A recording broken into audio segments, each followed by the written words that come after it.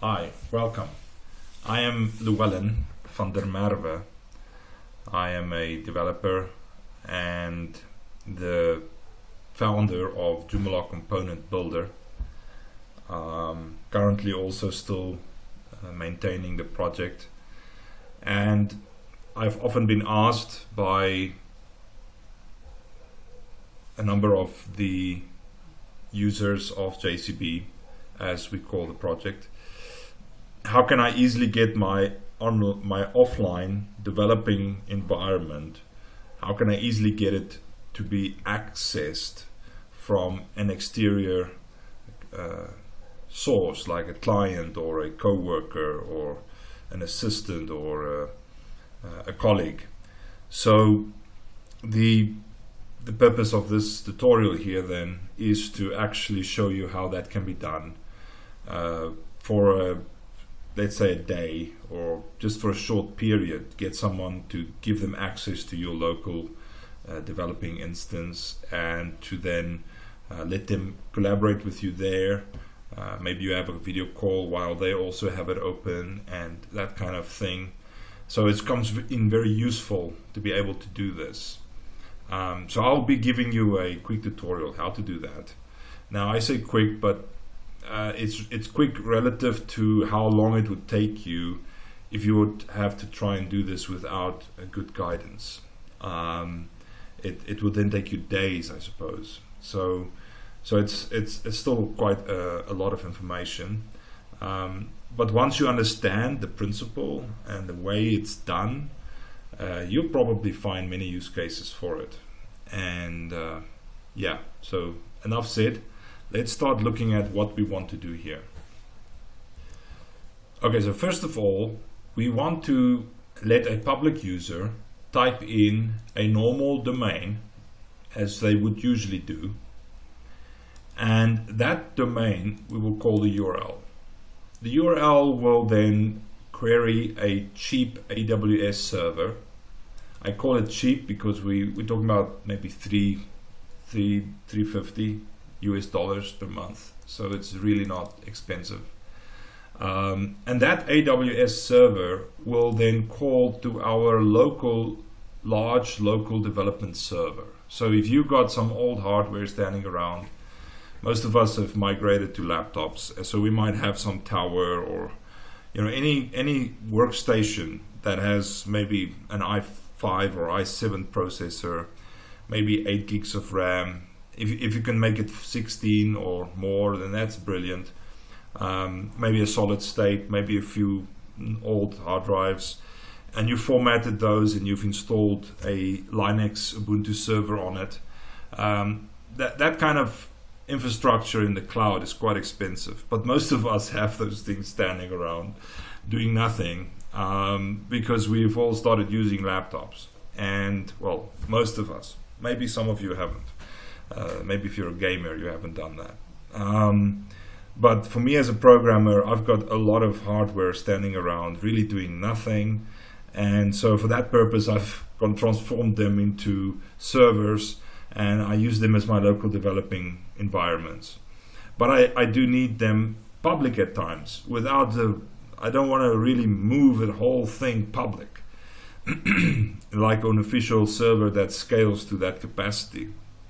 So I want to use that hardware, that capability, but I need to just make it available to the web. Now, there is other ways to do this, but I'm going to show you how to do it this way. So you need a little cloud sort of entry point, which is what Amazon or any other cloud service can provide. So any other web hosting service that gives you root access to the sort of a cloud little instance of Ubuntu would work, because you need that access to set up what we're going to use here. So your public user just types in the domain and then gets directed to Amazon.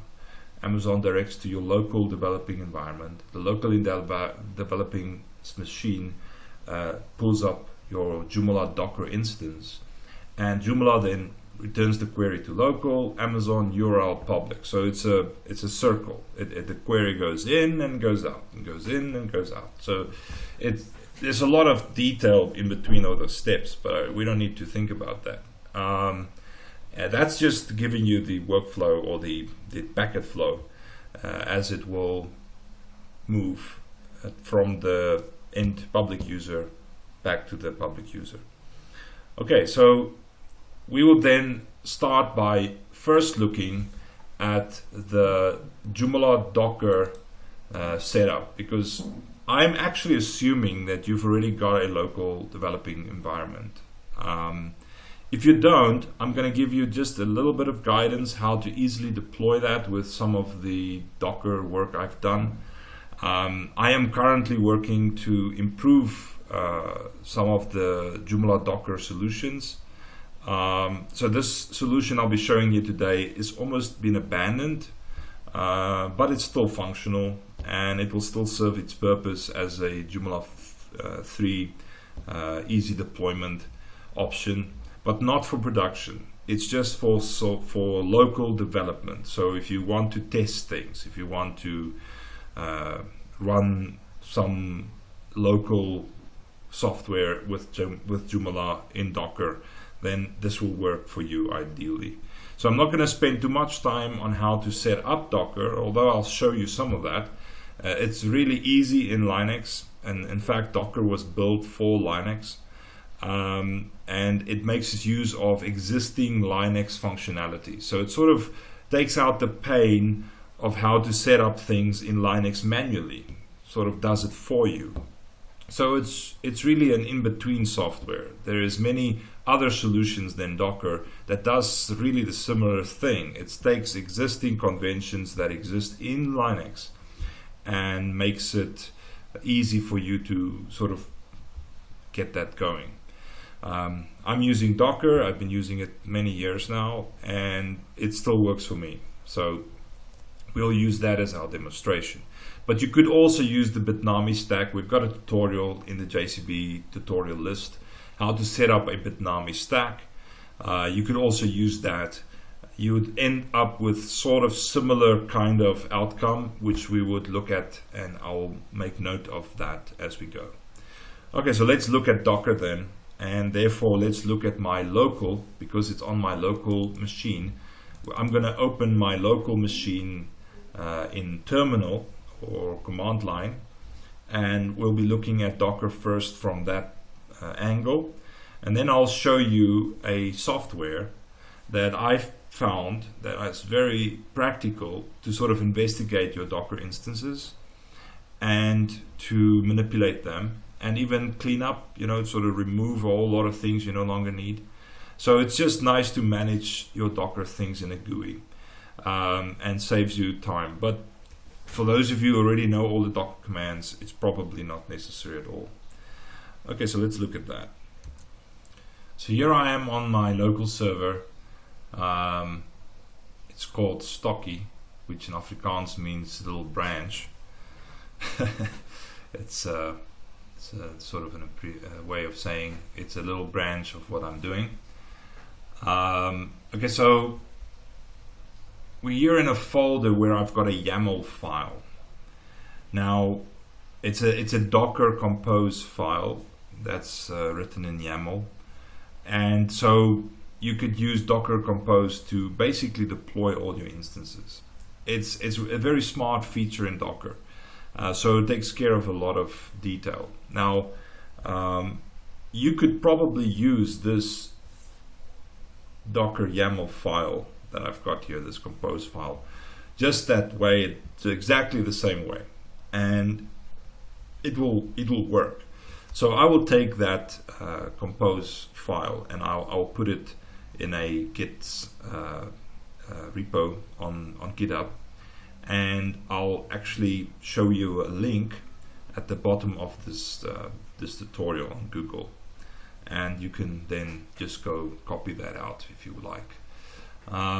So we can quickly look at what is necessary for you to get Docker going on Linux. So I've just searched for install Docker on Ubuntu 20.4.04, and as you can see, I've already clicked on that link before. That's really the only link you need. None of the others is really necessary, and that's the one that says docs.docker.com engine install Ubuntu. So we can just click on that, and it should give us all the information we need. Now, first off, it's obviously going to tell you to remove this first command is to clean the system. So let's say you've been trying it and you haven't succeeded and you start again, then this is a good one to do. Just clean out everything, remove any old remnants that may have left behind. And then you move on to the installation method, which first requires a get update. You run that command, and then you run all these together like that, copy paste. And then you obviously never copy the $. That's just for you to see that it's a command line entry. So you copy that, paste that in, and then depending on your architecture, this one usually would just work. You take this, echo the key, and make sure everything is fine. Now, once you've done that, you can again run the update and then run this get apt install Docker Community Edition CE, also CI, and container IO. And then you're done. That's Docker installed on Linux and ready to go. And nothing more is necessary. You just run all those commands and you're done. Then your Docker is on your machine and you're ready to actually run that. No, you still need one more piece, and that's Docker Compose. So let's see, how do we get that? So if this is the part you do first. So again, I just searched install Docker Compose, and we again see I've only clicked on this link here. I didn't use DigitalOcean, although I often do. They've got some very smart tutorials. This time I just went to Docker again straight, and again we just scroll down here and we select Linux, and we copy this line here, paste that into our terminal, and once that is done, we update that package so it has the right execution rights, that it have the right execution rights. And you could create a do a soft link, this one here, so it explains to you what it's doing, and then at some point you need to be able to do this and just see that result, and you're done. So then you've got Docker Compose on your Linux box, the same which you did with Docker itself. So it's very easy, get it going, and you shouldn't have any complications in getting it to run in Linux. Now, once you've done all that, then we go back to our terminal, and we can now type in, before we do, I'm going to first show you what is currently running in my Docker instance. So we go to Docker, and it's ps, that's the command to look inside Docker. Oh, I mistyped that. Okay, so it shows us that I've already got an instance running here called JCP Joomla. I've already got a Mysql running. I've already got a mail catcher, which is helpful to test your mail. Then I've got a tool here called Portrainer. And Portrainer is really a smart tool to use as a graphical way to explore Docker. So to get Portrainer, you could probably just type that word in Google, and the first result should be portrainer.io, and you wouldn't want to open that. Now you could go directly to Quick Start, which probably be better, or you could go to the main page. They have really grown their business. When they started out, they were very much like JCP, just a little company, I think.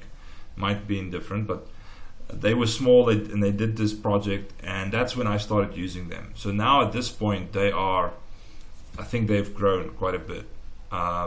So we're going to use the community edition, that's the CE. So we click on that to get to that package. And then we can scroll down.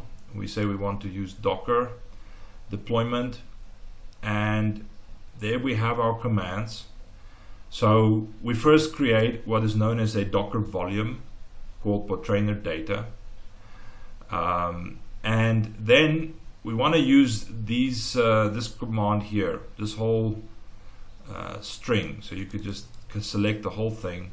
It actually has a copy button here, and run that, and you're done. That's all that's needed to actually deploy Portainer on your system. Once you've deployed it, you would open port 8000. So localhost // 8000, and then it takes you through a process of putting in an administrator and such, and you do that. Now I've already done that, and so I've got, let's close that, I've got mine running here, and so if I refresh this, you see that these were the same values we saw there in command line. It shows you that I've got a JCB running here, a Joomla JCB, which is what I'm using for staff interaction, and we work on this instance together.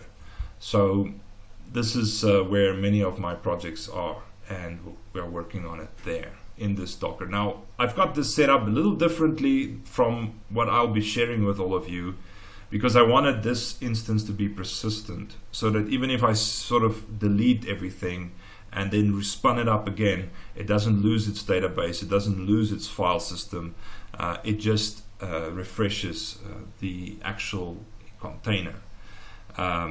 So it has some layer of persistence in it. So it's a little different from what I'll be showing you, as the path I'll be showing you is what I'm using for testing. So basically, if I spin that one up, when I take it down, it removes everything and it starts every time fresh, which is ideal for testing. And so this is the interface that I think you'll find useful working with Docker. It's obviously got lots of functionality that we won't even touch, but it's a smart tool. Okay, so back here, looking at our folder, we see that Docker compose file, and if we were to just cat this this file, we can scroll through it. You'll see that we have version 2 here. We're giving it a name, JED, because I'm using it for the JED to do tests. I'm using this Joomla 3.9.5, but I'll probably update it again as it moves forward. And it's I'm actually not officially maintaining those images anymore. I am planning to, like I said before, to build a better Docker flow for Joomla, for production even. And so we are working on that. And so this is what I've been using, but it's not. It's making use of underlining stacks, which isn't that good. So for testing at the moment, it's ideal, but moving forward, we'll probably get a better solution. But you're most welcome to use it. It's there. If you use this string here, it will actually pull the image down, and it should work. Okay, so this domain name, we want to change that because we said we were going to call it. So I need to actually nano the file. We're going to call it JCB. I made a typo there earlier. We're going to call it something else. So let's just do that. Fix because it actually updates the Joomla configuration file for you with the right domain name. Okay, so let's take that, copy, paste that in there. So that's the name we're going to use. We could probably also change this to JCB for now, and the rest we could leave as is. I'm not going to change everything. We just change the instance name. And so I will give you a link to this. The only thing I'll add, which is currently removed here, is I'll add a MySQL PHP MyAdmin, which is a MySQL GUI interface. So I'll add that in a stack, so you could, through my PHP MyAdmin, be able to check your database. Okay, so that's the only thing I'll add to this, but we won't need it today. So this will do. Control X, Y, exit. So our Docker file, compose file, is now ready. Now let's run Docker compose. I like to give the stack another name, so I'm going to use 10. I like to target the file, so make sure it gets the right file. Then we add up and D to detach from that. Now I could, instead of adding D, I could leave it out, and then we will see, as the image deploys, we will see everything it does. So it's useful if you want to see what is happening underneath. It's like looking at the logs. There is another place to look at the logs, but it won't necessarily be that easy to see all the logs of all the different things that it does. So for now, I'm going to first run it without that -d, so we could look at some of what's happening. So first it identifies that the volumes it needs to create. Now it's getting the actual container set up, and since the images are here, it doesn't need to pull them. Now we're looking inside of one of the containers, as it's giving us the names on the side, you know, Jet, Joomla, Jet, MySQL. Here we're seeing Jet Joomla is deploying Joomla. It just unzipped all the Joomla files. Now it's waiting for MySQL to get ready. And now, yeah, it's got it. It's about ready to start installing the MySQL into the MySQL instance. It has a little script that waits for the port of the container to become available. The moment that happens, it'll start. So let's just give it a moment.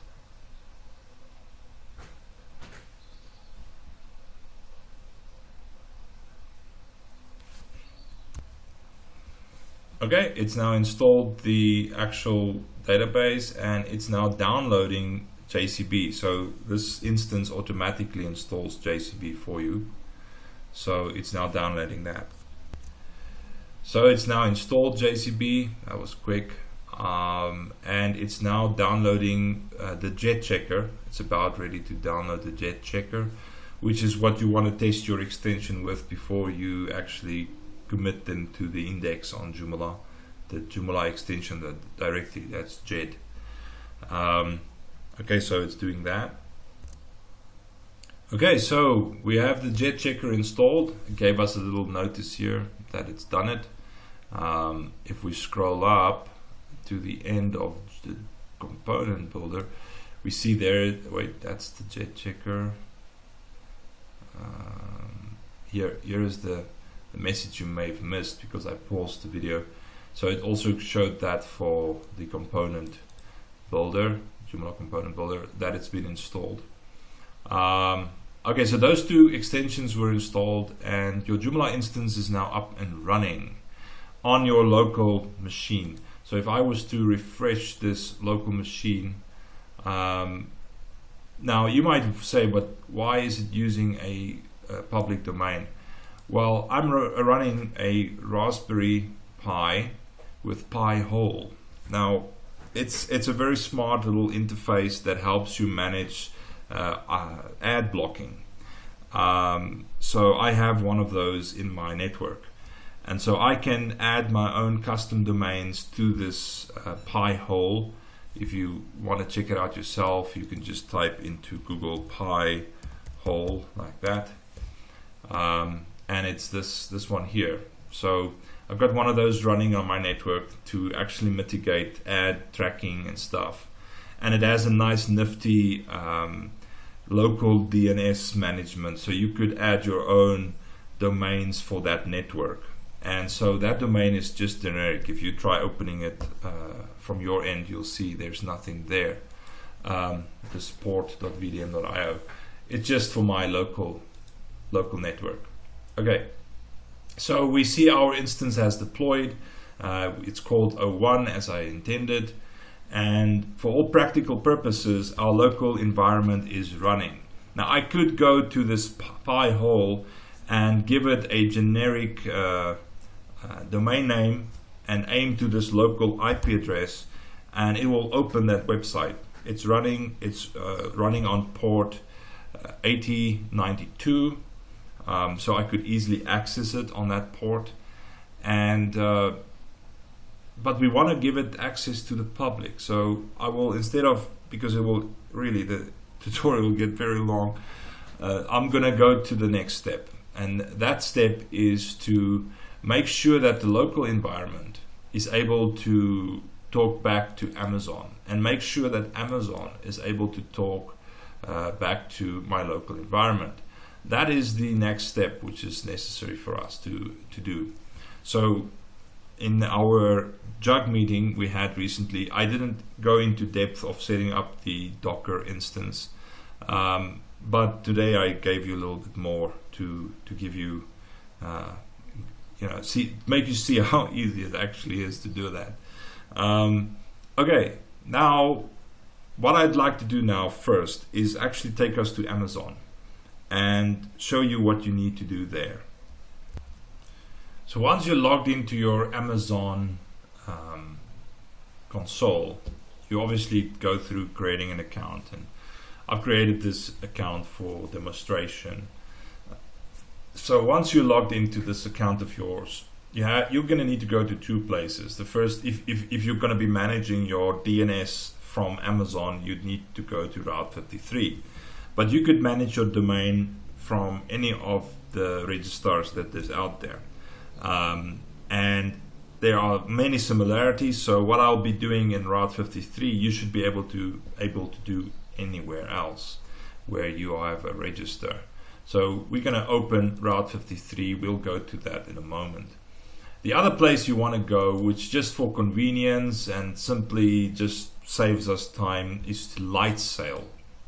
So Lightsail is an easy deployment area of Amazon, which allows you to very quickly and easily deploy instances. Okay, so it's just getting ready here. My network isn't that fast. Okay, so we don't have any instances here. We can now click Create Instance. Now, if you're using DigitalOcean or if you're using any of these other platforms, they have similar paths to this. We'll obviously be using Linux, Unix. We only need an OS. And I like using the latest long-term release of Ubuntu. You're welcome to try others, but then you need to just go and Google how to do the similar things that I'll be showing you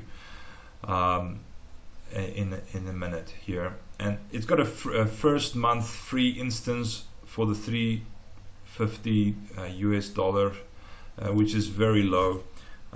So we're gonna say JCB VPN. That's what we'll use this for. We could even just call it VPN, just like that. Now we are putting it into Frankfurt. If you don't have the key, you need to go to Account. That's what you'd click on, and there you would find a place to download your key for the region, because you'll need the key later. I'll show you where I'll use the key, but that's where you'll download it from. So if you need to get the key, you go to Account. Should I show you? Let me show you. You click on Account, and you click on SSH keys, and then for that area you download the default key, and you'll have to put it in your .ssh folder and change its permission to make it active and useful. All that you need to probably Google how to use an SSH key with Amazon containers, and then just follow those tutorials. Okay, so that's to get your key, which I'll be using later. Already downloaded mine and got it going. So we now select Linux Ubuntu. We gave it a name, we chose the smallest, cheapest package, and we say create instance. And very quickly you should have an instance running, and with the name you chose, and you have an IP address, IP version 3 and IP version 4 and 6. Okay, and okay, we want to go in and manage this container because we want to change some of its network settings. Now you could add a static IP here if you plan on using this instance regularly. Instead of not, like in my case, I'm just using it for this tutorial and afterwards probably gonna just destroy it. But if you want to use it more permanently, you could get a static IP for this instance. That's the one thing we're gonna not change, but you can. The other thing is we're gonna add a rule here for an extra port that we need open. So currently port 80 is open, that's good. Port 22 is open, that's good. We would still need a VPN port open, and I'll come back to this to show you how to do that. It's very easy actually. Okay, so we've got our Amazon side set up and we have our IP address, so I can actually copy this IP address and it is going to be our cheap server IP address. That is the IP address. So basically our URL needs to aim at that IP address. So let's set up that. So we go to Route 53, we open our host zone,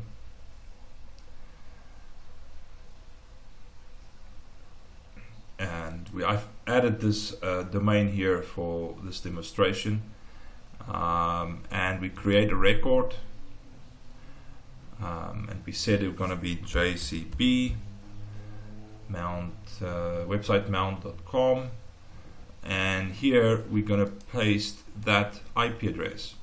So that's the IP address of our little instance, and currently there's nothing there, but we'll be fixing that in a minute. And so we're leaving this on a very low time to live, so that if for some reason we take it down and we want to add another IP, it's just like 1 minute and it will have updated. Okay, so the time to live, we keep it short since it's development, and then create the record. So that is all that necessary to get your domain in place. So my image is in the way there. Let's quickly remove that. So there you see it, JCB, and there's the IP address. Okay. Next, we will need to install what is known as a virtual private network, VPN. Now, any of you that have used VPNs in the past, you may know how to get that going. I'm going to show you a way to do it without any expense at all. And you can add as many devices to it as you like. And you're only paying that $350. That's it. That's the only expense you have, is that little server, that cheap server. Everything else is free, and you can add as many people to it. Obviously, there's a limit in terms of the hardware constraint, but I think you'll get the picture. I'm using a script which is very popular, called OpenVPS install by, I don't know how to say that name, Angristan probably. As you can see, it's a very well maintained script. It's constantly getting updates, and we're going to use basically this command and that command and then that command on our, let's see here, on our cheap server. So on our cheap server, we are going to install this script, which literally converts our cheap server to a VPN. It makes it a full-fledged VPN. Quite useful. But we also need our local server to act as a client. That means to be able to connect to that VPN. So I'll also show you how to do that. So those are the next things we're going to be focusing on. Okay, so first things first, we need to get into our setup. We created a server on Amazon. So I'm opening a new tab here. We created a server on Amazon, and we need to log into that server and add out the software I just shown you to it. So the way to log into a server, we use SSH in the terminal if you're using Linux. Now I know the username of that server is Ubuntu, and the IP address is that 35.158.15.134, and I also already downloaded the key. So the key is in my SSH folder. So I'm adding the I there to say the key, you know, the identifying file is in the SSH folder under I think method. Oh, mount. Yes, under mount dash lightsail default key EU Central 1. That's Frankfurt. So that's the key for that, which I told you to download previously. You would put it in your .ssh folder. You'd run sudo chmod 0440 and that key file's name, which will then give it the correct permissions, so it can be used in this kind of command. Okay, so once that's done, we click yes, enter, and it tells us this is a new server. Do you want to really do this? You say yes, and voila, we are on that server. Just give it a moment. There we go. It's a little bit out of screen. There we go. So we're on that server now, and usually what I would do first thing when I land on a new server is I'll do sudo apt update and just run an update of all the repositories. Make sure it gets the latest information of whatever needs to upgrade. Then once that's done, I immediately will run sudo apt upgrade -y to just take all the software and update them, and that's a very good practice to always do, but it does take a while. So I'm gonna just pause the video. Okay, so it's done. Now we want to run our VPN setup scripts.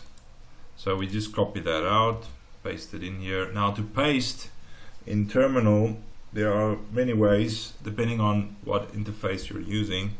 The way I just paste it is I press Ctrl-Shift-V. That's how I pasted that. You could also paste it with your mouse, depending, but possible just by going paste. Okay, so those are two ways, Ctrl-Shift-V, or if you just press Shift-V as you would usually do, you'll find it doesn't work. So it needs to be Ctrl-Shift. Okay, so it downloads that. Then just change the file's execution rights. And then we need to run it. Now it needs to run in sudo privileges, so you just add sudo. Now before you run it, we need to get the IP address from the server, because it will automatically detect the internal IP address. So this is the IP address we want to use. So I copied that out. So when we start this, it's the first question it will be asking us. So we remove that internal IP address, and we actually add the new or the correct public IP address. If it's a static IP address, then this will be the best choice. This one is not. This is a dynamic IP, but this is just a demonstration, so I don't really care. For the rest of the questions, all the defaults are fine. So you could literally just press enter, enter, enter. So, but this point I want to emphasize though, it's actually asking you what port must it actually run on, and this is the default port. Now many would advise you to change that port to something more random, more generic, because it is actually a port that can be compromised. So I am going to use the default, and it is most of the time never an issue. But if you feel vulnerable, you're very welcome to use a random port. But the default in my case I think is fine. Then UDP and TCP. That is the protocol used to transfer the packets. Now UDP is much faster, and in most cases it is the best choice, so I'll stick to that. In this case here, it's either between quad, that's number 5 or number 4 or 11.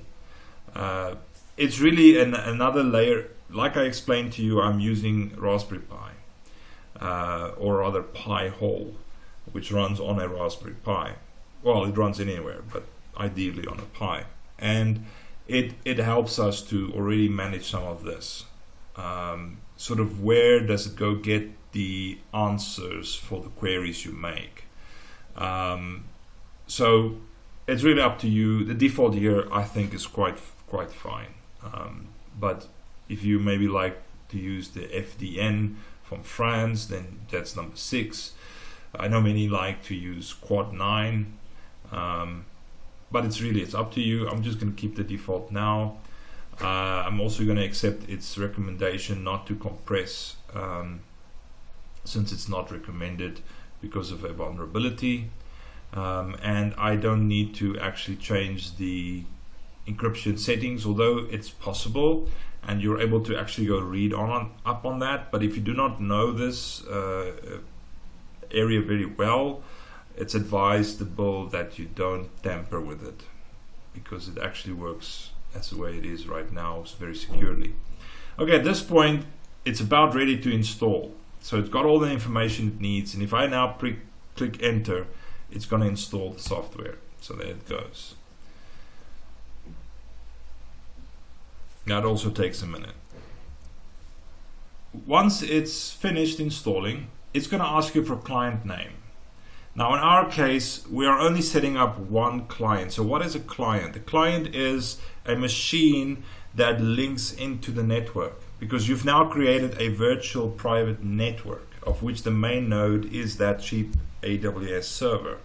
And any system that now needs to connect to this network, like a long cable, when they connect to that network, it's seen as a client.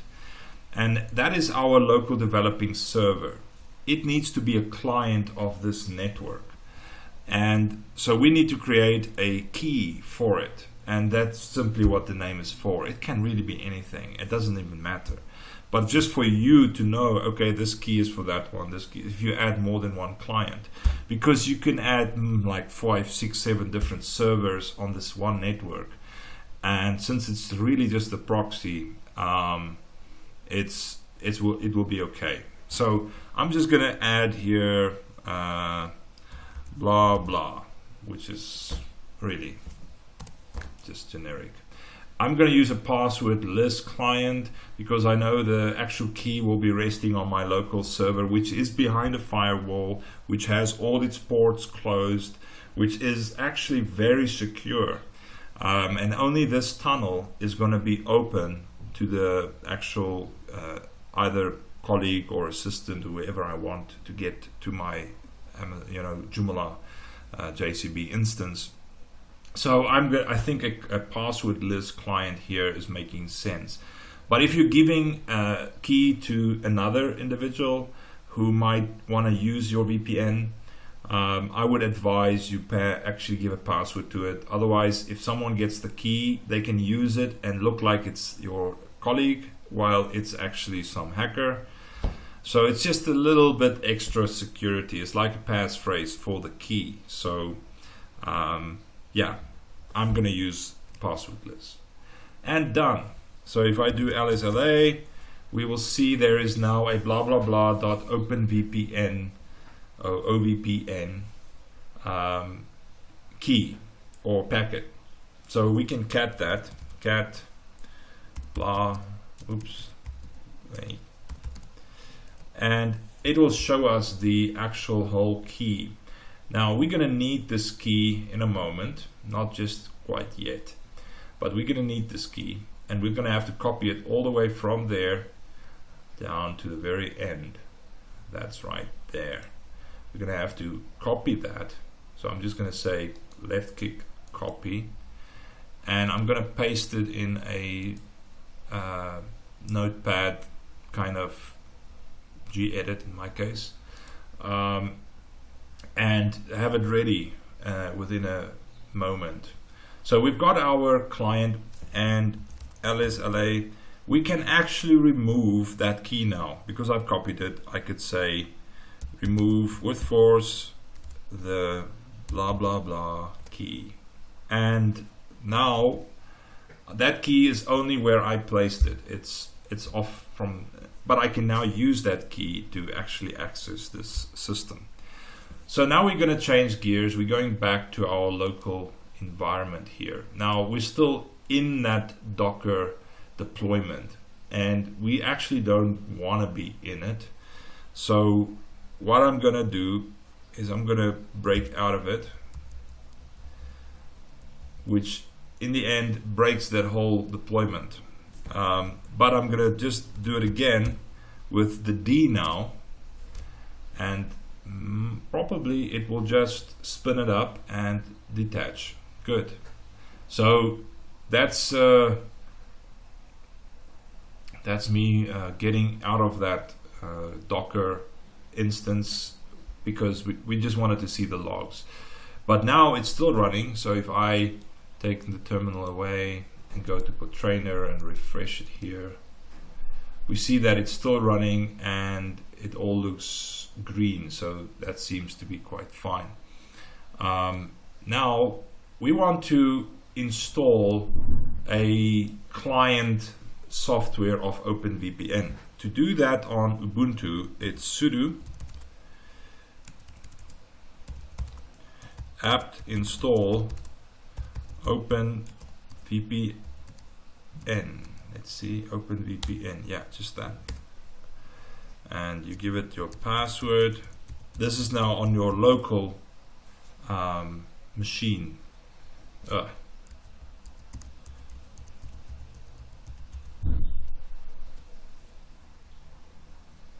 I know.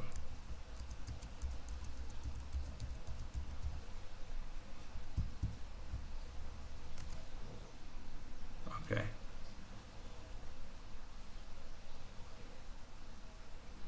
There we go. So it installs the OpenVPN software here on my local machine. If I now look at a specific folder, LSLA, the etc OpenVPN folder, I see there is a file there called client.conf. Now that's the file we actually want to update to make it our default client connection. And basically that conf is the key. So we're just actually updating the key. So we'll change this from looking to editing by saying sudo nano and then client.conf. If that file isn't there, you could just type in that same command you're seeing right now, and that will create the file, and that's where you want to place your key. So I have an old key here, So we're gonna just remove all of that. Sorry, wrong button. To remove the old key, I press Control K, and it just deletes them, deletes line by line. And now to copy the new one, I copied it from that file and pasted it in here. And here is our new key. So that is the client key. Control X, then Y, and then enter. So we've got it, and we've updated our OpenVPN client with the correct key. Now to get it going, we do sudo system ctl and start open VPN at client-serve.service. So that's the command you want to run.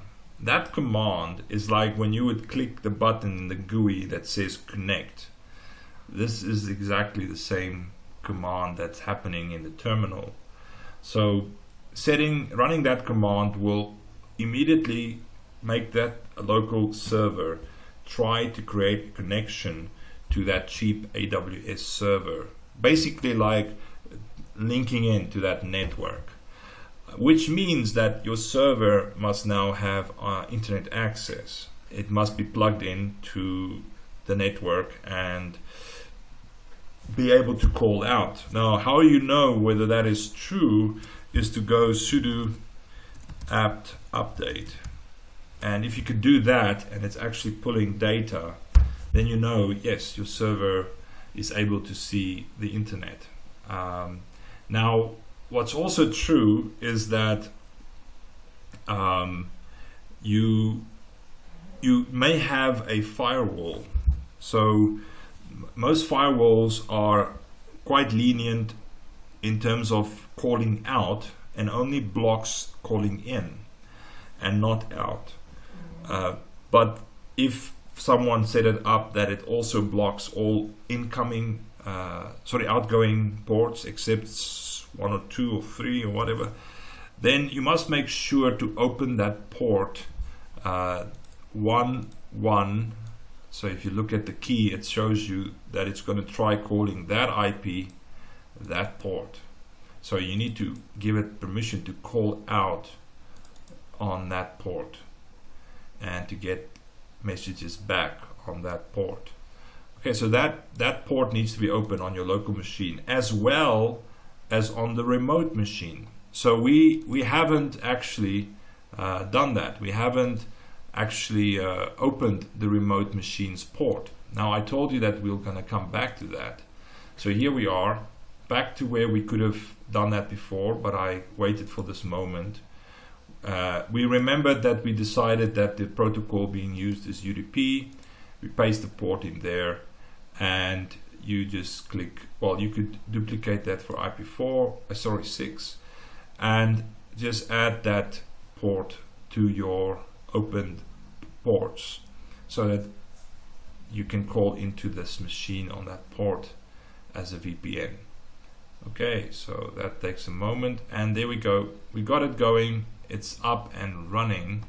Going back to the terminal then, we're now ready to actually run that command. I need to type it again. Sudo system ctl start open VPN at client. Okay, so that's the command, and when you run that, it should just snappy be open actually. Now if you want to see if it worked, there's 2 ways, or there's many ways, but one of the first ways to check this out and make sure it's working is actually just type status. If you now click status, you should see that it's active, running, green here, and that it actually doesn't have any errors. It's not showing any errors, and that it is completely connected. So now one of the difficult things is to actually find the IP address on which it has connected. So if you think about a network, when a client joins a network, it gets given an IP address by the network manager. So in the VPN, this is also true. And you need to know what is your client's IP address. Normally, in most systems, it's going to be 10.8.0.2 for the first client. For the second client, obviously .3, .4, and so on. But there is a command in Linux for you to actually see what is your current system's IPs. So it's ifconfig. Now, if you type in that command and press enter and don't get a result, Ubuntu will tell you how to install the necessary packets to get this result. So I have a number of Docker instances running here. So we are seeing some of their IPs here, virtual IPs. And then we have one that's called Tunnel O. Well, there we see an IP. And that is exactly as expected, 10.8.0.2. So that is the IP address of your client in the virtual network. So if you think about that cheap AWS server as the virtual network, then you have effectively joined that network and your system is now visible to others who are also on that network, on that IP. Now, that's why it's important that you do have a firewall and that you are able to actually block all ports incoming except the ports which we want open. So in our case, when we deployed our Docker instance, we actually said we want to use port 1892.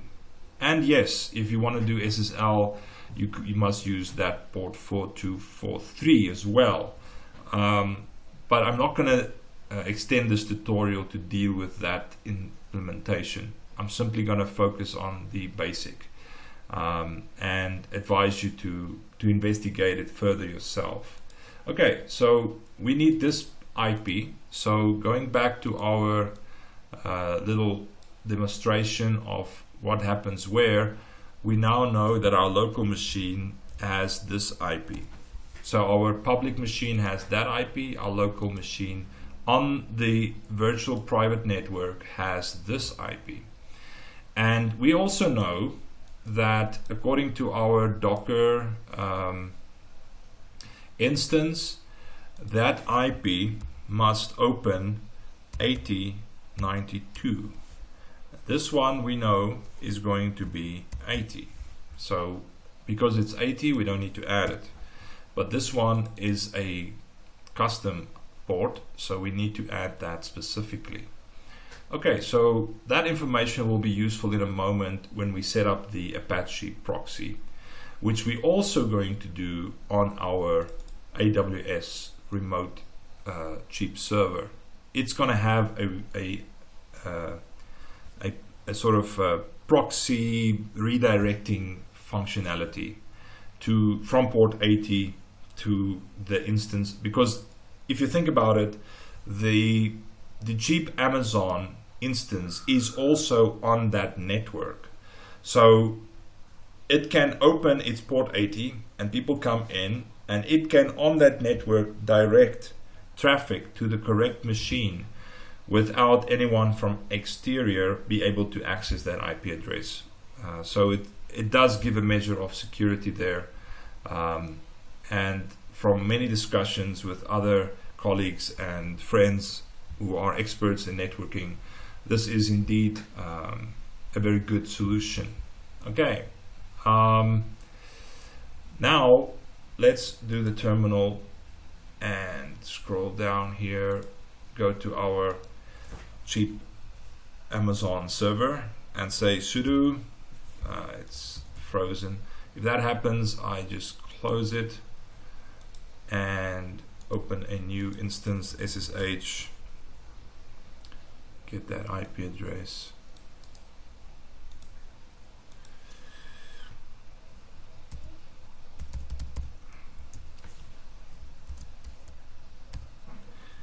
if I use the in command, let's say twice a week, I usually create an alias, and then it gets very easy to move around. A bash alias.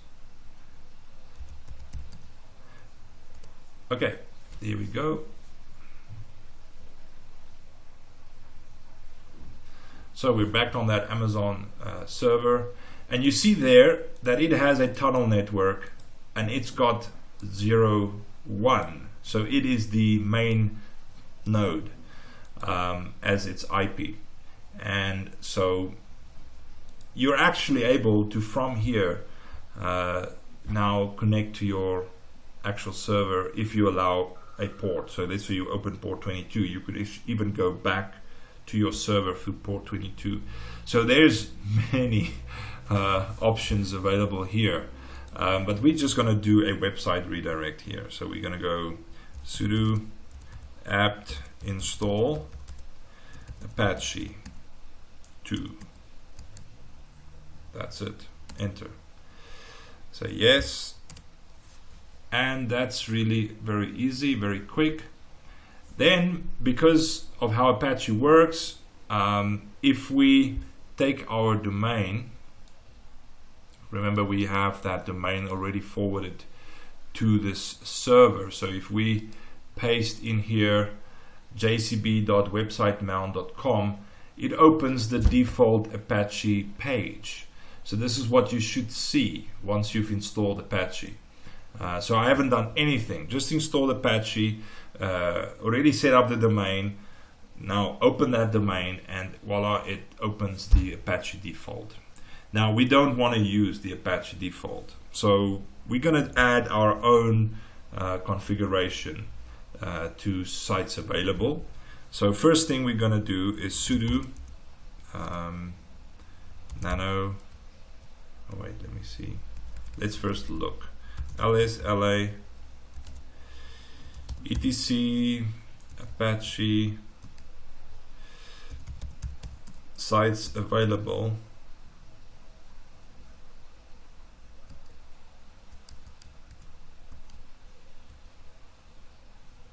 Come on. Ha, so it must be sudo.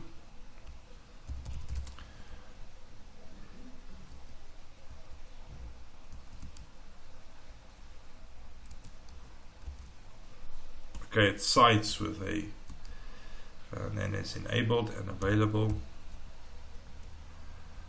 And so we see there are two config files. Now the 000-default is the one that made this page here load. That is the configuration that made that page load. So we want to disable that one, but before we do, we first want to create our own config, which I'm going to set up here for our Docker local instance, right? But we also need to actually activate about 4 modules in Apache. So let me rather do that first, and then I set up that config. Okay, so the command we want to run is sudo a2, which is Apache 2 enable en mod proxy underscore http proxy underscore balancer lb method underscore by requests. Now you can pause the video here and just type that out, or you could Google how to use Apache as a proxy, and there is a few, I think there's at least 2 tutorials on that with DigitalOcean that's helpful. But this is the only command you need to run to actually get the necessary modules in place. So running that will actually activate them. Now the next thing is that configuration file. So it's sudo nano etc Apache 2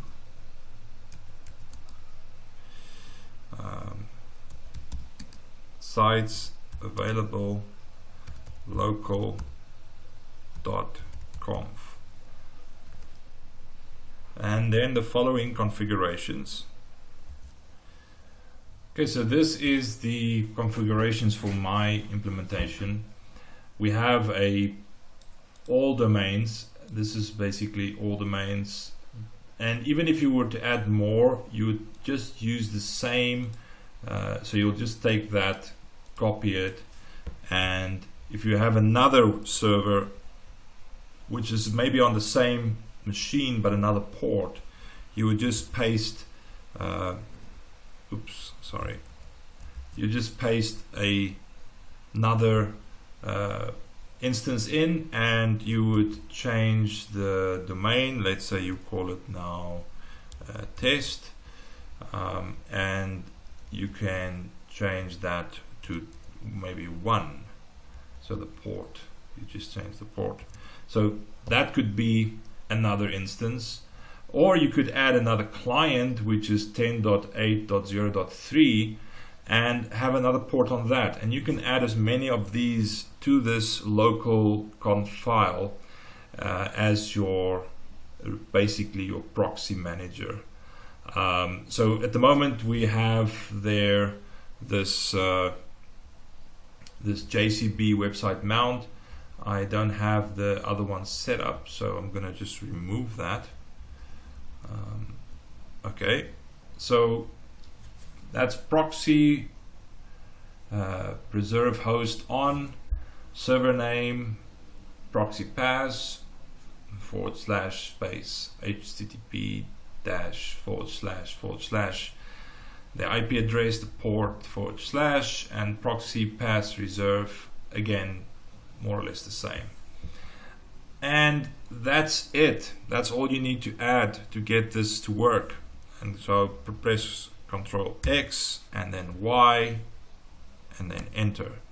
So at this point we have our sites available configuration set.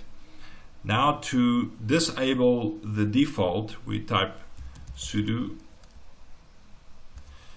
a2 dis site 00 and tab to finish the default.conf and enter. So now we have disabled that one. If we refresh our page, we will, oh, there's another one. Okay, so, well, we haven't restarted, that's right, we haven't. So if I was to, let me not do that, let me finish what we're doing. Okay, so the next thing we want to do is we want to enable. So it's basically the same, except it's now en site, and we start with L, local, tab, and enable that one. Then this command we need to run as a sudo user. So we copy that, sudo, paste, enter. And at this point, we now, if we refresh this page, we should get our local Joomla website as we expected. There we go. We've got our local Joomla website, administrator,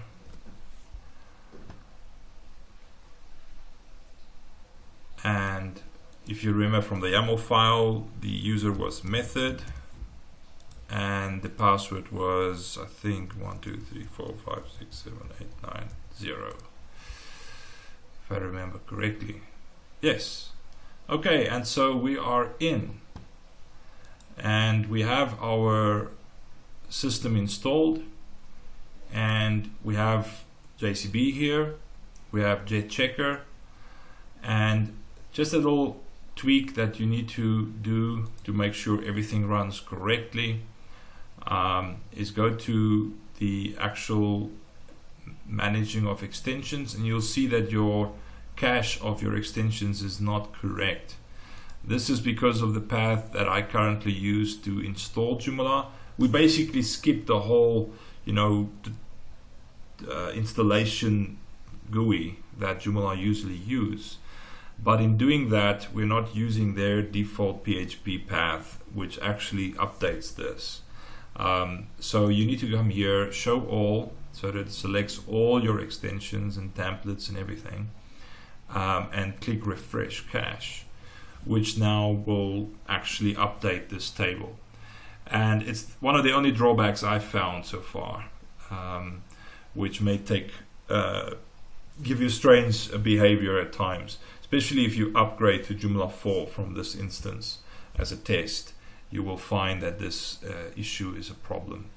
Okay, now you can go to Component Builder, and you're now, as a visitor from outside, you're accessing your local instance.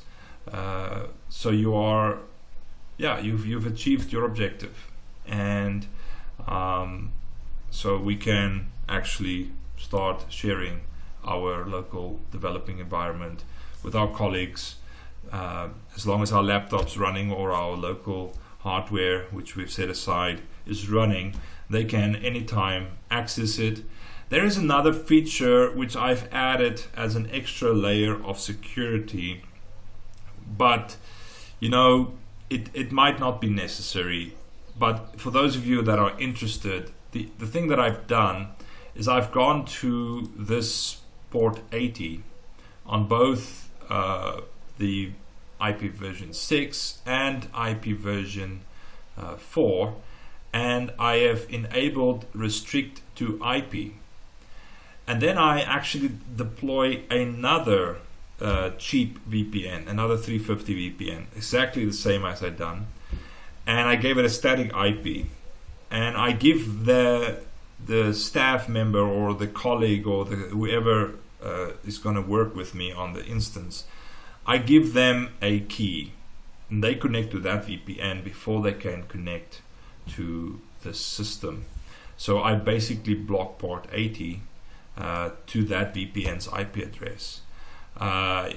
It's just another gate, and it helps to give you a little peace of mind that your system isn't now just open to the whole wide web, but to just specific individuals that has very, very strong encryption. But it does add another layer that actually does cost you a little in terms of speed. If you're in Africa or in areas where the internet is hardly above 20 megabytes a second, you probably reconsider that. But if you're elsewhere, like Europe, where they're talking about 900 plus, or more or less, megabytes a second at some areas, then that's really a little price to pay and probably worth it. So you can add another VPN, and I wouldn't suggest using the same VPN, as it will make that little server do too many things. So just adding another small 350 VPN, and then use that static IP as a block here.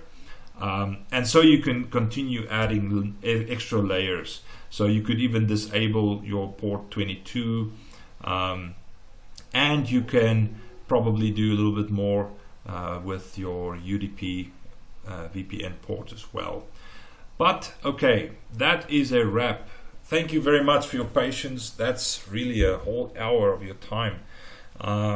But I do know that what I've demonstrated here is very nifty to use, and it's actually gives us so many opportunities to take things online and to make it accessible.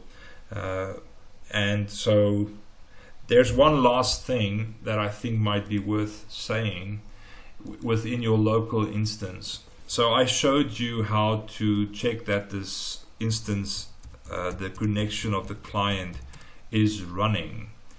Well, come on.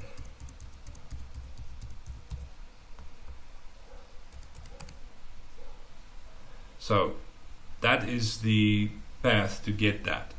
But if you want to make it that if you ever restart the server, that it will automatically pull up the client and you don't need to come in here and start it, then the command you need to type sudo system ctl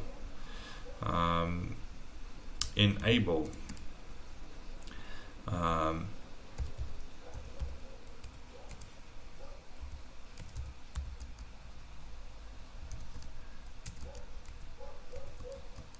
let's see, where is it?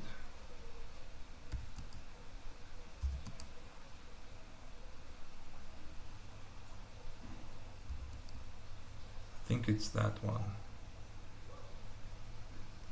Enter. So what that does is it makes the client persistent, so that if your network goes down, or well, specifically not the network but the server, if it goes down and for maybe a power failure or something, then it actually establishes that connection again. But it is worth, if you know someone's going to use it now, and it's because, like I said before, it's not for production, it's for testing and for collaboration. Then you could just run your status check, make sure that this is green.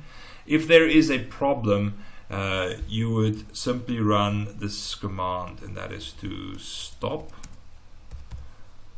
the service, and then to, where is it, start the service, just like that. So just stop it again, start it, restart basically, and then it should again be fine. Okay, so that's using an OpenVPN as a proxy for local developing instance of Joomla, making it publicly accessible. Very convenient. Until next time, take care.